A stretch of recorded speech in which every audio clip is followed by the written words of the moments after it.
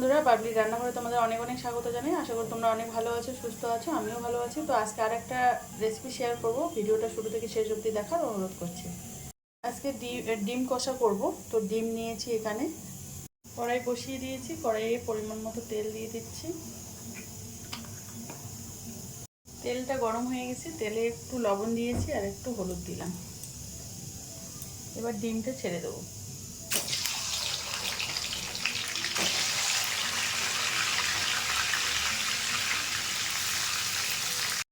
ডিমটা ভাজা হয়ে গেছে, তুলে নিচ্ছি।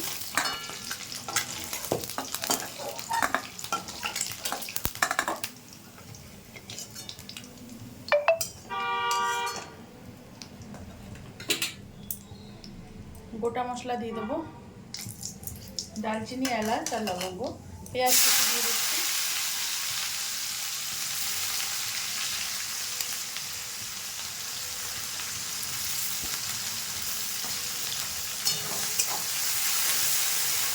পেঁয়াজটা ভাজা হয়ে গেছে, একটা বড় টমেটো কেটে নিয়েছি, সেটা দিয়ে দিই।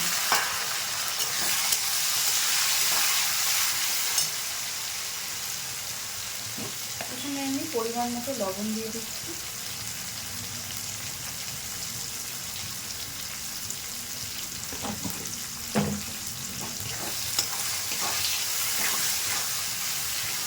টমেটোটা নরম হয়ে গেছে, এখানে আমি মশলাটা দিয়ে দিচ্ছি।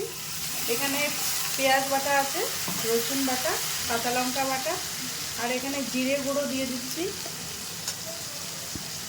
আর একটু রেড চিলি পাউডার।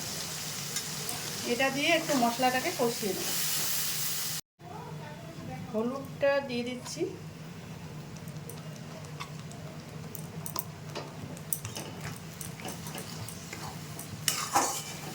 টমেটোটা নরম হয়ে গেছিলো, তারপর মশলাটা দিলাম, একটু কষিয়ে নেবো এটাকে।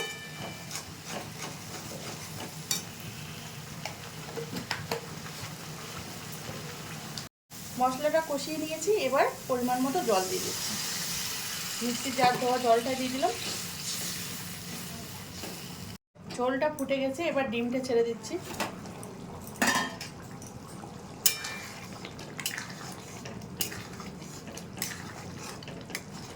একটু জাল করে নেব। ডিম কষাটা রেডি হয়ে গেছে, এবার আমি একটু গরম মশলা গুঁড়ো দিয়ে দিচ্ছি।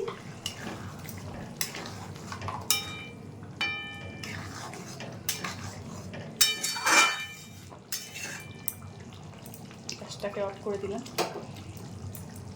ডিম কষাটা নামিয়ে একটা বলে আমি সার্ভ করে দিয়েছি। তো আপনারাও একবার ট্রাই করবেন, আশা করি রেসিপিটা ভালো লাগবে। রেসিপিটা যদি ভালো লাগে লাইক শেয়ার করবেন এবং সাবস্ক্রাইব করুন চ্যানেলটাকে। ফিরে আসছি নতুন কোনো রেসিপি নিয়ে, নতুন কোনো দিনে। আর ফেসবুক পেজ থেকে যারা দেখছেন পেজটা ফলো করে দেওয়ার অনুরোধ করছি। ধন্যবাদ।